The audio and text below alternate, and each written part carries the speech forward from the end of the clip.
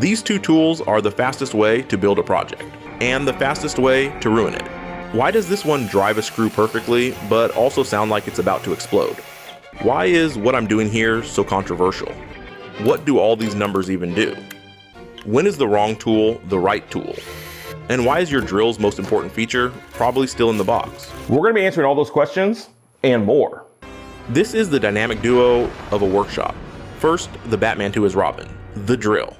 Drills fight a battle between two forces, speed and torque. Speed is how fast it spins. Torque is how much twisting power or rotational force the drill can produce. Speed and torque are on opposite ends of a seesaw. As one goes up, the other must come down. Gaining more of one means you get less of the other. Now, most modern drills typically come with a 2-gear option.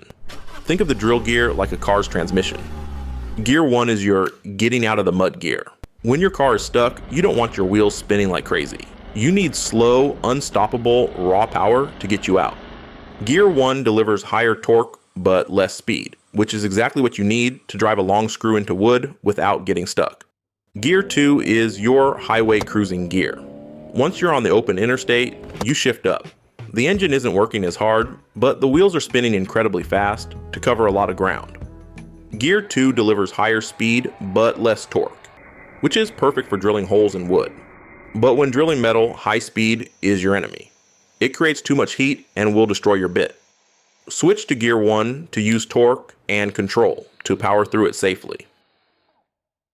This numbered ring is the drill's superpower, or in this case, its utility belt. The clutch is designed to limit the drill's power to avoid stripping or overdriving a screw. It's what creates that famous sound. So when you hear that sound, don't panic. That is the sound of victory. It's the drill screaming, "I'm here to check yourself," before you wreck yourself. So how does it work? You're basically telling the drill how hard to fight before it quits. At a low number, it gives up easily. At a high number, it'll put up a real fight. Inside, turning the collar adjusts the pressure on a spring. That spring uses these steel balls to lock two plates together. But when the drill hits the torque limit you've set, those balls are forced to jump out of their notches, like a car hitting a series of speed bumps. That's what creates the clicking sound you hear, and it's what stops the screw from going any deeper. Start low, and if your screw isn't deep enough, just click it up a few notches and try again. But be aware that the material's hardness changes the number you need to set your drill to. The utility belt has one more trick: the master modes. For example, this screw icon means you're in drive mode, which engages the clutch. Now you might be looking at this drill and thinking, hey, where's the icon? On a lot of drills, there is no separate screw icon. For these, simply setting the collar to any of the numbers automatically puts it in drive mode. So numbers equal drive mode. It's the exact same function, just a slightly different design. The drill bit icon is drill mode. This is full power beast mode. It bypasses the clutch completely, sending all the motor's power straight to the bit. If your drill has a hammer icon, that's hammer mode. It adds a rapid forward hammering action for drilling into hard materials, like concrete or brick. When it comes to the clutch and the gears, the most important thing to remember is that every drill is different. There are no standards across companies or within the brands themselves, so it's always a good idea to test on a scrap piece first. Driving screws, use Gear 1 and the clutch. Drilling holes, use Gear 2 in the drill mode. Now, when it comes to hole saws, large spade bits, or auger bits, the rules change, but we will drill into that later. So, should you ever use the clutch and Gear 2 together? The short answer is no. The clutch is for control, Gear 2 is for speed, and mixing them is like trying to write your name neatly while sprinting. Okay, the impact driver is less like Robin and more like Superman. So not the dynamic duo, more like the world's finest. However, it has zero chill. It spins like a drill until it meets resistance, then it unleashes rage mode. It's basically punching the screw in the direction it's turning, but like 1,000 times a minute. Its only settings are all the way or snap the head off. There is no in between. But does the impact driver have a clutch? Yes. Not so fast? Well, kind of. Let me explain. A drill's clutch is a mechanical brake that reacts to force and then stops. An impact driver's clutch is completely different. It's not a brake. It's really just a power switch. You're simply choosing a low, medium, or high power setting to start with. Its electronic brain presets the tool's speed and power based on your selection, which is why companies call it drive control or a speed setting rather than a clutch. But the goal is the same, to give you more control. And since the goal is the same, you'll often hear people, including me, just call it a clutch for simplicity. To see how well it works, I bought this driver and tested its model's 3 settings. Compared to an impact driver with no clutch, the difference was very noticeable. Setting 3 felt just as powerful. But on setting 2, you could really feel the torque drop. Setting 1 was like night and day from 3. But it's crucial to know this isn't a set it and forget it system like a drill's clutch. These modes just limit the power. They don't automatically shut the tool off. That's where the trigger comes in, but more on this in a moment. This model also comes with a self-tapping screw mode, which is a huge time saver for metal. It drives fast and then automatically cuts the power once the screw is seated to prevent stripping the threads. Speaking of metal, if you have an old impact driver and are like, man, I would really like a clutch function, you have an option. DeWalt makes this clutch accessory for metal fastening and decking, which has a handy dandy on and off function. In soft pine, I felt no real difference. But in hardwood, it definitely did its job and stopped the screw from being overdriven.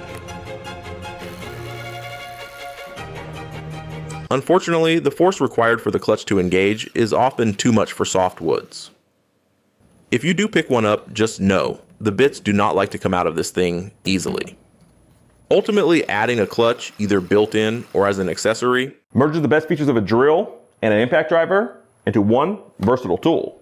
But whether you have the latest tech or a 10-year-old tool, the most important skill to master is what I call the art of the start. The trigger is not an on-off switch. It's a gas pedal. On an impact driver, that gas pedal is the only thing separating control from chaos. Just like driving, it takes practice to learn how to feather the trigger to tame the beast. You want the screw to grab into the material before opening up the trigger. But it's not just about the start. Just like you don't slam on your brakes at a stop sign, you also have to master the art of the stop. Ease off the gas pedal right as the screw becomes flush to prevent overdriving it. And the art of the start is just as crucial for drills, but for a different reason. Starting a hole slowly creates a perfect dimple. Once the bit is seated, you can squeeze for full speed. But the ultimate art of the start, the one that prevents your wood from splitting and makes every screw go in perfectly, is to pre-drill a pilot hole. You're clearing a path for the screw, which makes driving it almost effortless. It is the single best thing you can do to guarantee a professional result. Mastering all of these techniques is also the only way I'd trust my hand anywhere near a spinning impact driver when driving a slotted screw. Okay, maybe trust is too strong a word. A better tip is to never have your hand this close to the drill. The variable speed trigger is what the drill and impact have in common. Let's get back to what makes them different. A drill has this adjustable 3-jaw chuck. Many modern drills have a ratcheting chuck that will give a final click to let you know it's fully locked. But some drills do still come with a chuck that requires a key. A chuck is a universal adapter. It can hold almost any round or hex-shanked bit. But the impact driver doesn't have time for all that. It has a quick release collet and only accepts one specific bit, the 1/4 inch hex shank with this little notch. Broadly speaking, you've got two main categories of bits. Bits for making holes and bits for driving screws. The world of drill bits can be a rabbit hole, but you only need to master a few to handle 99% of your projects. Up first is the twist bit. It's for wood, metal, and plastic. They are inexpensive and are designed for maximum material removal, ideal for quickly creating holes for bolts, screws, and other fasteners. But they do love to walk when you're starting a hole. A centering hole punch is a nice to have with this type of bit. Also, in wood, it can cause tear out on the surface. But that's where a brad point bit comes in. That sharp tip gives you pinpoint accuracy, and its two sharp outer spurs score the wood fibers to create a super clean entry hole. To get the absolute cleanest cut, start the drill slowly to let those spurs perfectly score the wood fibers before unleashing the drill's power. It's ideal for tasks where the surface will be visible, but it's for wood only. Using it on metal will instantly destroy the bit. The spade bit has one job: drilling big holes, fast and cheap. It's not pretty, it's messy, causes a ton of tear out, and can jam, but it does that one job incredibly well. The Forstner bit. It drills the cleanest, most perfect flat-bottomed holes, which are essential for hardware like cabinet hinges. But it's the most expensive and the slowest of the four. It also generates significant heat, so it's best used at a slower speed. Two quick tips for any of these bits. If you're looking to drill completely through a board and care how it looks coming out, add a backer board as a sacrificial piece. This way, your project is protected from blowout. Second, if you're looking to drill straight holes, but don't have a drill press, a portable drill guide or a simple drill block is a fantastic accessory to guide your bit. Here's a bonus bit. It's one that I have been showcasing throughout this video. It's a new countersink bit from Jonathan Katz-Moses, and it solves two of my biggest frustrations with countersinks. For starters, it's the first countersink I've ever seen where you can adjust the depth of the countersink without needing a tiny Allen key. That alone is amazing. And second, it's not a consumable. When the countersink cutter or drill bit gets dull, you just replace that part, not the whole tool. If you're interested, there is a link in the description. No, I wasn't paid to say that. I just really like this tool. Once you have your pilot hole, it's time to drive the screw. For that, you need driver bits. You have long power bits that can go right into either tool, and these tiny insert bits. Now, these little guys can technically fit in your drill's chuck, but not very securely, and most won't lock into an impact driver's collet on their own.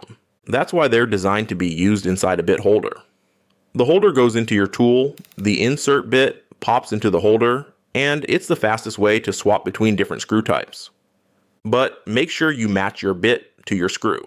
A Phillips number 2 bit is for a Phillips number 2 screw, a T25 bit is for a T25 screw, and so on. Using the wrong one will strip the screw and ruin your day. And again, you definitely don't want to keep your fingers around the screw when driving it. One slip and you're in for some pain. But even with the right bit, screws can wobble. To prevent that and to keep your fingers safe, you can get a bit holder with a sliding sleeve.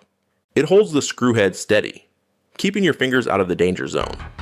It's a lifesaver for beginners or for driving screws in an awkward spot. Okay, it's time to talk about something controversial. The driver bits I've been using are just regular bits, which leads us to what I'm dubbing the Great Impact Bit Debate. I keep seeing people online saying, don't you dare use a regular bit in an impact driver. You need special impact rated bits because their skinny neck is built to flex, not shatter. And the steel itself is tougher to absorb the shock of an impact. I don't think they're wrong, the logic sounds right. But I didn't own a single impact bit that I knew of before I made this video. Since using an impact driver for the past 10 years, I have never broken a bit. Maybe my old Porter cable was underpowered, maybe it's because I'm not building decks, or maybe it's because I know how to pre-drill. I even tried to get one to break for this video and couldn't. What's your experience? Let me know in the comments. So we know the impact driver is a beast for driving screws, but that leads to another of the biggest debates online. Should you ever actually use an impact driver to drill holes? You'll hear a lot of people say, absolutely not. That's what a drill is for. But in a lot of situations, the impact driver is not just an option. It's the better option. When you're drilling a big hole with a drill, you have to fight against the tool's torque. When that bit grabs the wood, it can try to rip the drill out of your hands. But with an impact driver, it's effortless. There's no twisting force on your wrist, which means there is pretty much zero kickback. It makes it the perfect tool for drilling one-handed or in awkward spaces like between studs. So while it's a fantastic choice if you just need to make a hole for something like running wires, if you need to drill a clean, pretty hole for woodworking, stick with the drill. This brings us to the final boss of drilling: kickback. Kickback happens when the bit suddenly jams and the motor tries to turn the drill instead. This is how you get a sprained wrist or worse. There are two things you need to do to prevent this from ever happening. First, set up the tool correctly. Second, technique. First, make sure your drill bit is sharp. A dull saw can be dangerous because it forces you to push harder, which is the #1 cause of the bit jamming and kicking back. For the tool setup, the secret is combining maximum power with maximum control. First, switch the drill into gear 1 for that low speed muscle. Then, turn the collar to drill mode to bypass the clutch and send all the power to the bit. For your technique, the rule is to get a firm two-handed grip. For any high torque job, grab your auxiliary handle. It gives you the leverage you need to safely control the drill's twisting force. For maximum control, always use your dominant hand on the main grip to operate the trigger, and your non-dominant hand on the auxiliary handle to brace the tool against any twisting force. And here's a crucial technique. Don't just slam the spinning bit into the wood. The goal is a controlled engagement. Get the bit spinning at a steady, consistent speed before it touches the wood. Then, bring it to the material smoothly and apply firm, straight pressure, but don't force it. Let the drill's torque and the sharpness of the bit do the cutting.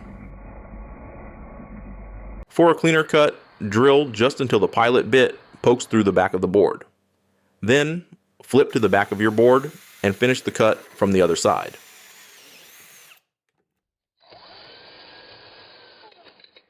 Now, I can hear some of you screaming, but my drill didn't come with a handle. That's a signal from the manufacturer that it wasn't designed for extreme jobs. But for moderately tough jobs, you can use a bracing grip. Don't hold the battery. Grip the back of the motor housing firmly. Keep your arms tucked in and use your body as a brace. So, when do you need that auxiliary handle or a bracing grip? If the bit is aggressive or the job feels like you have to force it, you are in a high torque situation. That's when you need a firm, two-handed grip. The last two tips for the road. First, I have been showcasing the cordless drill this whole video, but don't sleep on the corded drill. It's unstoppable, all-day power is why every workshop should have one.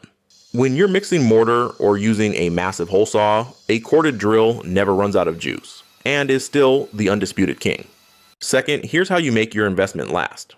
These tools have vents to cool the motor. Every once in a while, take 30 seconds and blow any sawdust out. A clean tool is a happy tool, and a happy tool won't die on you in the middle of a project. Now that you know all about impact drivers and drills, why don't you check out one of these videos? This one's really good. I'm Joseph with 5 Duck Studio. I hope to see you next time. Would it be the same without you?